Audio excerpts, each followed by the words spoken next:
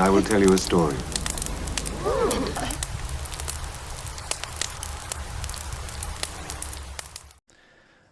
Welcome to another Catholic Context Microclip, where Catholic apologetic points are presented in short video clips. Brought to you by AnalogyApologetics.com. Did you know the New International Version, or NIV Bible, is the #1 Bible used by Protestants?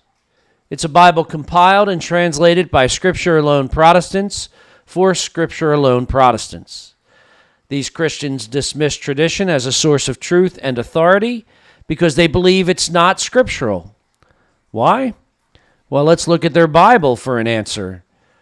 The NIV New Testament uses the word tradition 12 times within it. Each time it is used, it was translated from the Greek word paradosis. This Greek word literally means to give over, or either by word or in writing. In other words, it means tradition. The NIV correctly translates this Greek word in Matthew and Mark when Christ rebukes the Pharisees for enforcing human tradition over the ways of God. It also correctly does this in Colossians and Galatians when Paul writes about human tradition. But there are two times when the NIV conveniently translates the Greek word paradosis to something other than the English word tradition. Those two times that the NIV translates this, it translates paradosis to teachings instead of tradition. It does this even though everywhere else the word teachings is used in the NIV New Testament, it is translated from a completely different Greek word. However, for some reason, the NIV, out of nowhere, translates paradosis, the word for tradition, to the English word teachings in these two places. What are those two places? Both are in 2 Thessalonians. The first occurrence is chapter 2, verse 15, where Paul tells the Thessalonians to adhere to the traditions taught by either word or letter. And then again in chapter 3, where Paul says to keep away from those not living in accord with the tradition Paul taught them.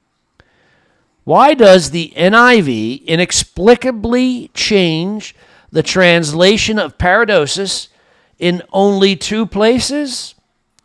It does not take much to realize that it does this because both verses in Thessalonians support the Catholic belief on sacred tradition and dismiss the Protestant belief of sola scriptura. Some questions to all who read the NIV. If God is divinely perfect and the scriptures are divinely inspired, why would Paul use the Greek word paradosis, in other words, tradition, in Thessalonians? Also, if sola scriptura were an accurate doctrine, why would the NIV have to manipulate the translation of the Greek word paradosis in these two places? Something to think about. This message is sent in charity and fraternity. Sacred Heart of Jesus, have mercy on us. The Analogy Apologetic here. If you found this or any of our videos beneficial, please hit like and subscribe, and please remember to click the bell too for reminders.